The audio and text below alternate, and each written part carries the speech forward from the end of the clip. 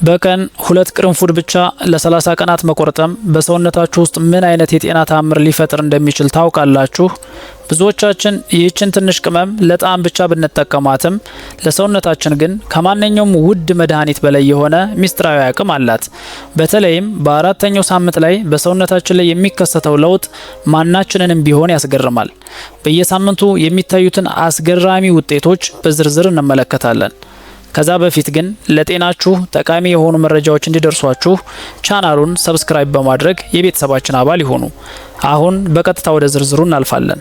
በመጀመሪያው ሳምንት ውስጥ ሰውነታችን ለቅርንፉድ አዲስ በመሆኑ ለውጦች የሚጀምሩት ቀጥታ ንክኪ ካላቸው ክፍሎች ማለትም ከአፍና ከጨንጓራ ነው። በመጀመሪያው ሳምንት ከምናገኛቸው ቀዳሚ ጥቅሞች አንደኛው ትንፋሽን ማደስና ባክቴሪያን መግደል ይሆናል። ቅርንፉድን በምትቆረጥሙበት ጊዜ በውስጡ ያለው ዘይት በአፍ ውስጥ የሚገኙትን እና መጥፎ ጠረን የሚፈጥሩትን ባክቴሪያዎች ወዲያውኑ ማጥፋት ይጀምራል። ይህም ከምግብ በኋላ የሚፈጠርን በሽታ ከማስወገድ ባለፈ ጠዋት የሚኖርን የአፍ መራራነት እንዲጠፋ ያደርጋል። በተጨማሪም የአፍና የጉሮሮ ብግነት ያስወግዳል። የድድ መድማት ወይም የጉሮሮ መከርከር ካለባችሁ ቅርንፉድን እንደ ተፈጥሯዊ አንቲሴፕቲክ ሆኖ ያገለግላል። በውስጡ ያለው ንጥረ ነገር አካባቢውን የማደንዘዝ ባህሪ ስላለው ጥቃቅን የድድ ህመሞችና የጉሮሮ ቁስለቶች በፍጥነት እንዲያገግሙም ይረዳል። በተጨማሪም የምግብ መፈጨትን ያነቃቃል። ቅርንፉድ እንደገባ የምራቅ ምርትንና የምግብ መፈጨት ኤንዛይሞችን በከፍተኛ ሁኔታ ያነቃቃል። ይህም ማለት የበላችሁት ምግብ በጨንጓራችሁ ውስጥ ሳይቆይ በፍጥነት እንዲፈጭ መንገድ ይከፍታል። በዚህም ምክንያት ምግብ ከበላችሁ በኋላ የሚሰማችሁ የሆድ መነፋትና የጋዝ መከማቸት በመጀመሪያው ሳምንት ውስጥ መጥፋት ይጀምራል ማለት ነው። በተጨማሪም የምናየው የምግብ ፍላጎት መመጣጠን ነው። ብዙዎቻችን ያለ ሰዓቱ የሚርበን በጨንጓራ አሲድ አለመመጣጠን ምክንያት ነው። ቅርንፉድ የጨንጓራን አሲድ ናቹራላይዝ በማድረግ ወይም በማመጣጠን ያላስፈላጊ የረሃብ ስሜት ወይም ደግሞ ክራቪንግስን በመቀነስ የምግብ ፍላጎቶቻችንን ስርዓት ያስይዛል። በሁለተኛው ሳምንት የምናገኛቸው መሰረታዊ ጥቅሞች ጠንካራ የበሽታ መከላከልና የአንጀት ጤና ነው። በሁለተኛው ሳምንት ጥቅሞች ወደ ደም ስርና ወደ አንጀት ውስጥ ጠልቀው መግባት ይጀምራሉ።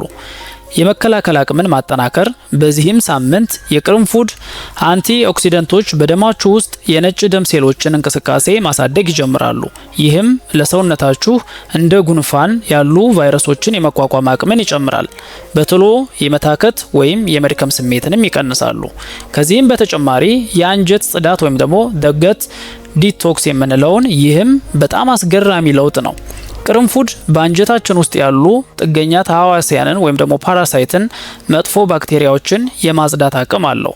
በዚህም ምክንያት ሁለተኛው ሳምንት ላይ ሆዳችሁ ላይ የቀላልነት ስሜት ይሰማችኋል። የአንጀት መቆጣትና መደበኛ ያልሆነ የሽንት ቤት ጉዞ መስተካከል ይጀምራል። በሁለተኛው ሳምንት ከምናገኛቸው ጥቅሞች መካከል ሌላኛው ደግሞ የጨንጓራ ቁስለት መከላከያ ነው። ቅርንፉድ የጨንጓራ ውስጣዊ ሽፋን የማጠናከር ሚና አለው። ይህም አሲድ የጨንጓራን ግድግዳ እንዳያቆስለው ይከላከላል። ከዚህም በተጨማሪ የደም ስኳርን ያረጋጋል። ቅርንፉድ በሰውነታችን ውስጥ ያለው ኢንሱሊን በብቃት ስራውን እንዲሰራ ይረዳዋል። በደማችን ውስጥ ያለው ስኳር ወደ ሴሎቻችን እንዲገባ በማገዝ የስኳር መጠን ድንገት እንዳይጨምር ወይም ደግሞ እንዳይቀንስ በማድረግ የተረጋጋ የኃይል መጠን እንዲኖረው ያደርጋል። በሶስተኛው ሳምንት ለውጥ ከውስጥ አልፎ በሰውነታችሁ እንቅስቃሴና በጉልበታችሁ ላይ መታየት ይጀምራል። የስብ ማቃጠልና የሜታቦሊዝም መነቃቃት የመጀመሪያው ነው። በዚህም ምክንያት ቅርንፉድ ውስጥ ያለው ኢዩጅኖል ሰውነታችን ካሎሪዎችን በብቃት እንዲያቃጥል ሞተሩን ያስነሳለታል። በተለይ ስብ የበዛባቸውን ምግቦች ከበላችሁ በኋላ የሚፈጠረውን የክብደትና የድካም ስሜት በማቃለል ምግብ ወደ ኃይል እንዲቀየርም ይረዳል። ከዚህም በተጨማሪ ተፈጥሯዊ የህመም ማስታገሻ በመሆንም ያገለግላል። በዚህ ወቅት የቅርንፉድ ንጥረ ነገሮች በደም ውስጥ በበቂ ሁኔታ ስለሚሰራጩ ስር የሰደደ የመገጣጠሚያ ህመም፣ የጡንቻ መቁሰል ወይም የሰውነት መለብለብ ስሜት ያላቸው ሰዎች ትልቅ እፎይታን ያስገኛል። በሶስተኝነት ከሚሰጠን ጥቅም አንዱ ደግሞ የጉበት መርዝን ማጣራት ነው። ጉበታችን መርዛማ ነገሮችን የሚያጣራበትን ኢንዛይም በማነቃቃት የጉበት ስብን የመከላከል አቅሙን ያሳድጋል። ብዙ ሰዎች ሰውነቴ ቀለል ሆነልኝ ከድካም ተላቀቁ የሚሉ በዚህ ሳምንት ነው። ምክንያቱም ጉበት በብቃት ስራውን መጀመሩን የሚያሳይ ምልክት ስለሆነ ማለት ነው። በአራተኝነት የልብና የደም ዝውውር ጤንነትን ይጨምራል። መጥፎ ኮሌስትሮል እና የደም ቅባቶች እንዲቀንሱ በማድረግ የደም ስሮች እንዳይጠቡና ደም በነጻነት እንዲዘዋወር ይረዳል። ይህም ለልብ ጤንነትና ለተስተካከለ የደም ግፊት መሰረት በመሆንም ያገለግላል። በአራተኛው ሳምንት ጥልቅ ፈውስና የሆርሞን ሚዛናችን መስተካከል ይጀምራል። አንድ ወር ሲሞላችሁ ለውጡ በግልጽ በፊታችሁ በአጥንታችሁና በስሜታችሁ ላይ መታየት ይጀምራል። ከነዚህም ለውጦች መካከል የአጥንት ጥንካሬ ነው። ቅርንፉድ እጅግ ከፍተኛ የሆነ የማንጋኔዝ መጠን ይዟል። ማንጋኔዝ ደግሞ አጥንታችን ጠንካራ እንዲሆንና በመገጣጠሚያችን መካከል ያሉት ለስላሳ አጥንቶች ወይም ደግሞ ካርቲሌጅ እንዳይደክሙ በማድረግ የእድሜ መግፋት የሚያመጣውን የአጥንት መሳሳት ይከላከላል። በአራተኛው ሳምንት ከምናገኛቸው ጥቅሞች ሌላኛው ደግሞ የሆርሞን ሚዛን መስተካከል ነው። ቅርንፉድ የሆርሞን ፋብሪካ የሆነውን ጉበትን ስለሚደግፍ እንደ ቴስቴስትሮን ያሉ ሆርሞኖች እንዲመጣጠኑ ያደርጋል። በዚህም ምክንያት ብዙ ወንዶች የተሻለ የአካል ብቃት፣ ጉልበትና የወሲብ ፍላጎት መሻሻል ያስተዋላሉ። ከዚህም በተጨማሪ የአንጎል ንቃተ ህሊናና ትኩረትን መጨመር ነው። በአንጎል ውስጥ የደም ዝውውርን በማሻሻልና የኦክሳይድ ጉዳትን በመቀነስ የማስታወስ ችሎታንና በአንድ ነገር ላይ የማተኮር ብቃትን ይጨምራል። የአእምሮ መታከትንና ጭጋጋማነትን እንዲሁም ያስወግዳል። ከዚህም በተጨማሪ የጠራ ቆዳ እንዲኖረን ያደርጋል። ሰውነታችሁ ውስጥ ያለው መርዝ በጉበትና በአንጀት በኩል ተወግዶ ሲያልቅ ውጤቱ በቆዳችሁ ላይ ይታያል። የፊት የቆዳ መጥራት፣ የቡግር መቀነስና የቆዳ ወዝ መመለስ የ30 ቀናት የቅርንፉድ ጉዞ ውጤት ነው። ከዚህም በተጨማሪ ለጨንጓራችን ዘላቂ መፍትሄ ይሰጠናል። የአሲድ ወደ ላይ መመለስ ወይም ደግሞ አሲድ ሪፍለክስ ወይም ቃር፣ የሆድ መነፋትና ድርቀት ሙሉ በሙሉ ስርዓት ይይዛሉ። የምግብ መፈጨት ስርዓታችሁ እንደ አዲስ ታድሶ ስራውን በብቃት እንዲቀጥልም ያስችላል። እስካሁን ያየናቸው ጥቅሞች እጅግ አስደናቂ ቢሆኑም ቅርንፉድን ስንጠቀም ግን መጠንቀቅ ያለብን ጥቂት ነጥቦች አሉ። በየቀኑ 2 ቅርንፉድ ብቻ መጠቀም ለአብዛኛው ሰው ደህንነቱ የተጠበቀ ነው።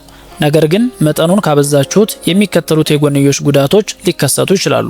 የመጀመሪያው የጨንጓራና የአፍ መቆጥቆጥ ነው። በተለይ በባዶ ሆድ ከመጠን በላይ ከተወሰደ የደረት መቃጠል ወይም በአፍ ውስጥ የመጎርነን ስሜት ሊፈጠር ይችላል። ስለዚህ የጨንጓራ ቁስለት ያለባችሁ ሰዎች ከምግብ ጋር ብትወስዱት ይመከራል። ሌላኛው ደግሞ የደም ስኳር መውረድ ነው። ቅርንፉድ የደም ስኳር የመቀነስ አቅም ስላለው የስኳር ታማሚዎችና የመድኃኒት ክትትል የምታደርጉ ሰዎች ጥንቃቄ ልታደርጉ ይገባል። ከዚህም በተጨማሪ የደም መቅጠን ነው። ቅርንፉድ ተፈጥሯዊ የደም ማቅጠኛ ውህድ አለው። ስለዚህም ደምን የሚያቀጥኑ መድኃኒቶችን የምትወስዱ ወይም በቅርቡ ቀዶ ጥገና ያደረጋችሁ ሰዎች ከመጠቀማችሁ በፊት ጥንቃቄ ማድረግ ይኖርባችኋል። ቅርንፉድን ለ1 ወር ተከታታይ ከተጠቀማችሁ በኋላ ለሰውነታችሁ እረፍት ለመስጠት ለ1 ወይም ለ2 ሳምንት ያክል ማቋረጥ ያስፈልጋል። ከዚያም በኋላ ድጋሚ መጀመር ትችላላችሁ። በአጠቃላይ ይህን ቀላል ተፈጥሯዊ ስጦታ በልኩና በመጠኑ መጠቀም ከጀመራችሁ ከ30 ቀናት በኋላ ጠንካራ የበሽታ መከላከል አቅም፣ ንጹህ የምግብ መፈጨት ስርዓት፣ የተሻለ ትንፋሽ፣ የተሻለ ሜታቦሊዝም፣ ጤናማ ጉበት፣ የጠራ ቆዳና የተሳለጠ የአእምሮ ንቃትን ታገኛላችሁ። ውድ የቻናሌ ተከታታዮች ለዛሬ ያዘጋጀውላችሁ የጤና መረጃ ይህንን ይመስላል። ከቪዲዮው ጠቃሚ ቁም ነገር እንዳገኛችሁ ተስፋ አደርጋለሁ። ይህ ትምህርት ለበርካቶች ሰዎች እንዲደርስና የብዙ ሰዎችን ጤና እንዲታደግ ሁላችሁም በቅንነት ላይክ እና ሼር በማድረግ ለሌሎች አጋሩ። ጥያቄ ካላችሁ ወይም በቅርንፉድ አጠቃቀም ላይ ያላችሁን ልምድ በኮሜንት ላይ አስፍሩልኝ። ሁሉንም በጥንቃቄ አነባለሁ። በቀጣይ በሌላ አዲስ እና ጠቃሚ ዝግጅት እስከምንገናኝ ድረስ ቸር ቆዩን።